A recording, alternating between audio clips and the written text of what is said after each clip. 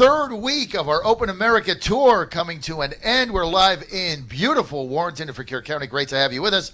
We're live in Senator Jill Vogel's office. Senator Jill Vogel with us. I got news for you. If you're willing to come this way, we are going to open the doors wide open. I was singing your praises today because I said I was at your house, and you gave incredible analysis of this Republican victory in California, District 25, northern Los Angeles. So I want you to elaborate on it because it was really insightful, and I've repeated it now about 20 times since I left your home on air and to various people, is that the Democrats have built this unbelievable get-out-the-vote machine, knock on doors, bring busloads of people in, harvest ballots, but it's all human-to-human contact. And so you said what happened in L.A. is all the people they've spent all this money on and trained wouldn't go out because they're afraid of COVID-19. So their army collapsed. Elaborate. I wish I could take credit for all that genius, but you did. Honestly, my observation, and it's true, was that the Democrats have an unbelievable force when it comes to GOTV efforts and voter contact, and they've done an amazing job at that. And however, and this is a big however, if you are social distancing and you can't go door to door and you can't have, as you pointed out, that voter contact, that cuts the legs out from under those efforts. And so, of course, that's going to have a tremendous impact on races around the country, for sure. So that's what happened really in Northern California, in Northern LA, is they couldn't get their army out. They're not going to go on buses. They're not going to harvest votes in senior citizen housing. They're not going to go to the nursing homes. All the things they've done, well, they can't even go to the nursing home because you can't get in. Now you got the Democrat mayor of Los Angeles saying that he's going to keep Los Angeles shut down until there's a vaccine. Well, here's the issue, and this is what I find curious. This is not a partisan issue. Public health and this position of, okay, we've flattened the curve, we've done everything we can, our hospitals are not overrun, let's now take responsible initial steps to get back open and get our economy going again now that we know that we're in a zone where it's safe.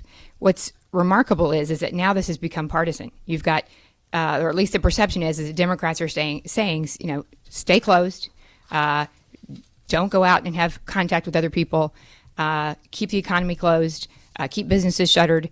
And so back to your initial point in terms of the impact on an election, if that's the impression people have and the message from Democrats is so strong and so overpowering, that message is delivered and Democrats act on that. Mm-hmm. And so they have taken that position and defended that position when perhaps the medical science and what the public health outcomes are showing us is that we are not in a position where our healthcare system is collapsing under the weight of COVID-19. Mm-hmm. In fact, we are collapsing under the weight of a broken economy. Mm-hmm. And people who have no jobs and have no option, and communities where local elected office holders and state officials are saying, we're not opening now.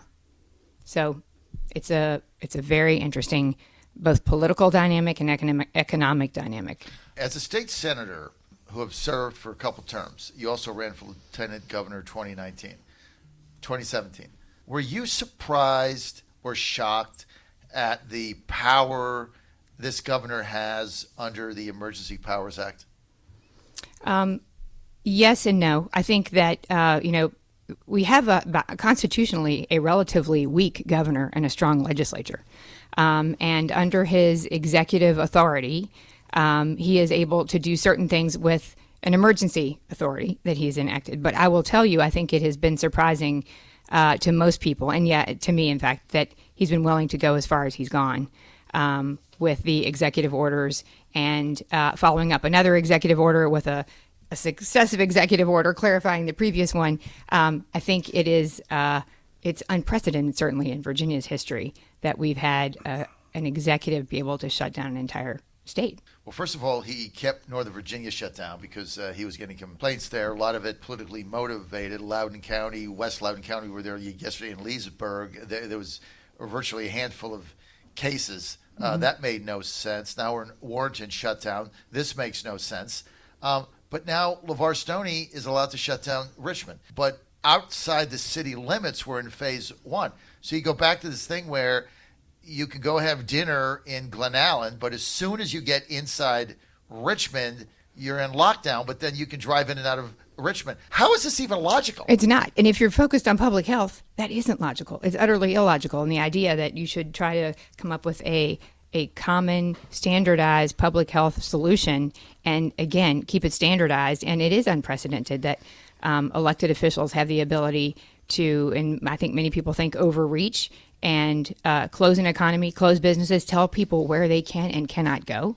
I mean, whenever in this country's history have we had that? It's remarkable, frankly. And I think, the impact is going to be long felt and probably for the rest of my lifetime. Certainly it will define what my children's future, how they will look at the prism through which they look at their young life will have been totally impacted by the fact that there was a time in their life when there was a total timeout. Literally everything came to a stop. No school, no opportunity to go anywhere. And I don't know how you recover from this. But again, it all goes back to the part that I marvel at, and that is this is not a partisan issue. That's what's so astounding to me. And it's become politicized in a way that I found incredibly unhelpful. And when it comes to the economy, which is really where the rubber meets the road and where my constituents are just pounding on me day and night, and for good reason, to say, please help me, get me a waiver. What can you do to help my business? I have gone so far beyond what the governor's executive order would require, but because of my geography, I still can't open my business. And, they can point to every precaution that they've taken. And I feel terrible because there is absolutely nothing I can do. And, we've talked about this. The governor, while, yes, there's been an extraordinary overreach, this governor is in an untenable position. He cannot win. You were talking before about the letter that the Black Caucus sent him. Did you read that? No, I haven't read it, but I saw some coverage of it. It's astounding, just from the quotes. So he cannot win. I mean, if he opens, accused Northam of practicing eugenics. If he opens, he's practicing eugenics. If he stays closed, he is devastating Virginia's economy. And where do you fall in the middle? Well, you survey the political landscape and what the Constitution says, and you step back and you let the economy, you let local governments and you let the economy go. Are people going to rise up? Or have they had it with? I think people. Well, and this crosses every demographic that I have in my community and across the state, and people outside of my legislative district are reaching out to me nonstop and asking for support and for help.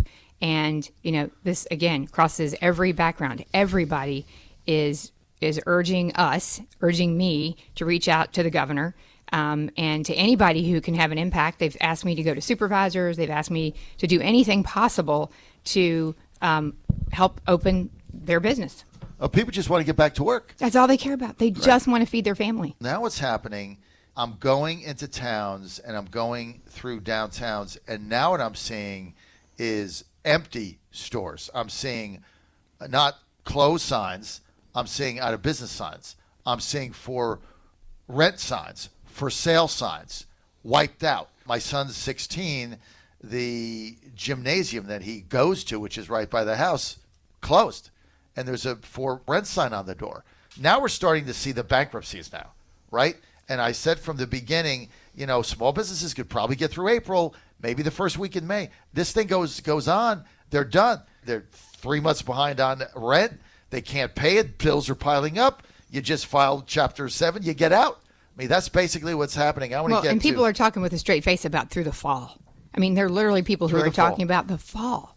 And there might be another. Or some saying right. 2021. One university in California University said online only until January. So now we went from 2 weeks to April to May to the fall to 2021.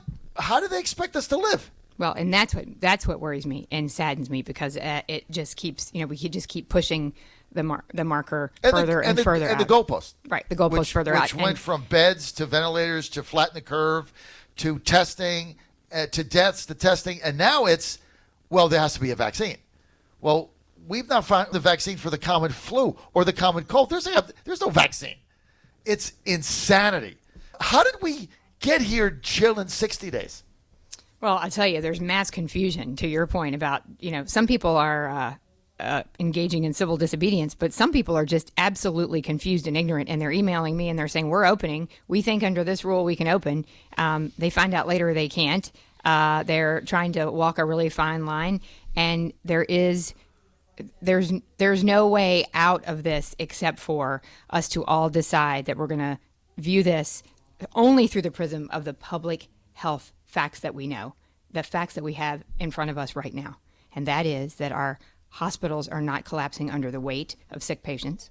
And if you take the statements that the governor and others, really were adhering to in the beginning, which is flatten the curve. And people, I think, misunderstand this. The idea of flattening the curve isn't to say that nobody's ever going to be exposed or sick. It just meant that we're dragging that out over a much longer window of time, because ultimately people have to go out. And nobody is suggesting that somebody should put themselves at risk, that if they're immunosuppressed or they have some reason that they shouldn't be exposed, that they should change their habits to be more careful. But it does mean that other people who maybe already had it or who are well and aren't concerned have the option to go back to work if they need to feed their family. And if responsible business owners are very confident, and as many of these people are, beyond what many of the stores that are already open are doing, if they know they can open and keep people healthy and safe, they should have the opportunity to do that. I mean, at what point do you stop, just moving the flag?